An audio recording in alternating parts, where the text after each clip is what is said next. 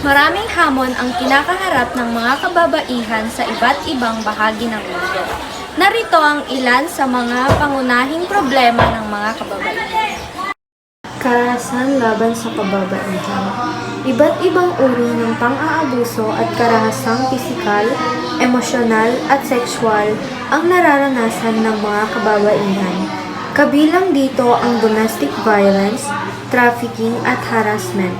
May mga batas na nagproprotekta sa mga kababaihan, ngunit hindi pa rin sapat ang pagpatupad nito. Diskriminasyon sa trabaho.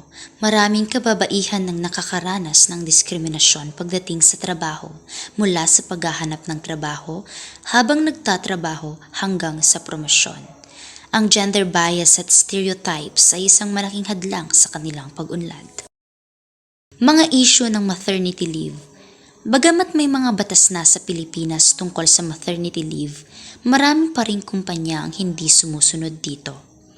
Kailangan ng mas maigting na pagmamatsyag at pagbabago sa sistema ng mga kumpanya upang masiguro ang kapakanan ng mga buntis at bagong ina. Ang mga isyong ito ay may malalim at malawakang epekto sa buhay ng mga kababaihan na nagdudulot ng hindi pagkakapantay-pantay sa lipunan. Ito ay hindi lamang personal na problema ng mga kababaihan, kundi panlipunang suliranin na nangangailangan ng suporta mula sa buong lipunan. Ang pagbibigay ng tamang edukasyon, proteksyon sa karapatan, at patas na oportunidad ay makatutulong sa pagsugpo ng mga hadlang na ito. Nagiging issue ito sa lipunan dahil nagdudulot ang mga problemang ito ng hindi pagkakapantay-pantay, pagsasamantala at hindi patas na oportunidad sa kababaihan. Upang masolusyonan ito, kinakailangang magkaroon ng mas inklusibong batas, edukasyon, at pagbabago sa pananaw ng lipunan tungkol sa papel ng kababaihan. Napakahalagang talakayin ng mga solusyon upang matugunan ang mga problemang kinakaharap ng mga kababaihan. Narito ang ilan sa mga hakbang na maaaring gawin upang malutas ang mga isyong ito. Palakasin ang batas at patakaran. Pagpapatupad ng nararapat na batas. Siguraduhin na ang umiiral na batas laban sa karahasan, diskriminasyon, at pang-aabuso sa kababaihan ay mahigpit na ipinapatupad. Pagpapabuti sa akses ng edukasyon. Siguraduhin na ang mga kababaihan at batang babae ay may akses sa dekalidad na edukasyon. Maglaan ng scholarship at programa sa edukasyon para sa kanila.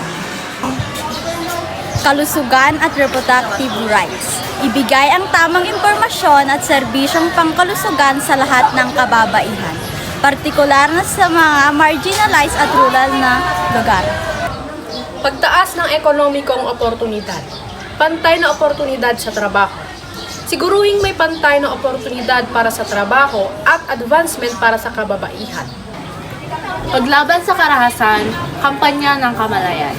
Palakasin ang mga kampanya ng kamalayan laban sa karahasan at pang-aabuso sa kababaihan.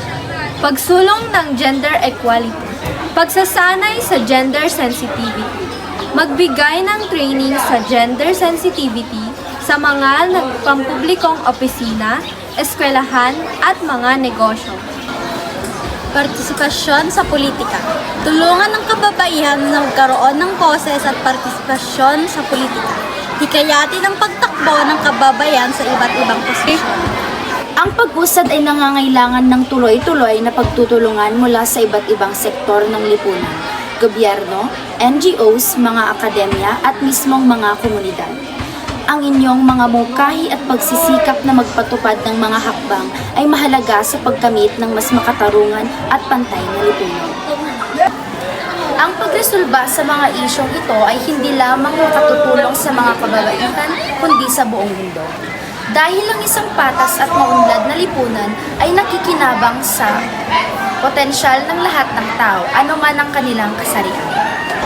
Ang ating boses ay makapangyarihan. Kapag sama-sama nating ipaglaban ang ating karapatan. Nagiging daan tayo sa isang mas maliwanag at makatarungang kinabukasan.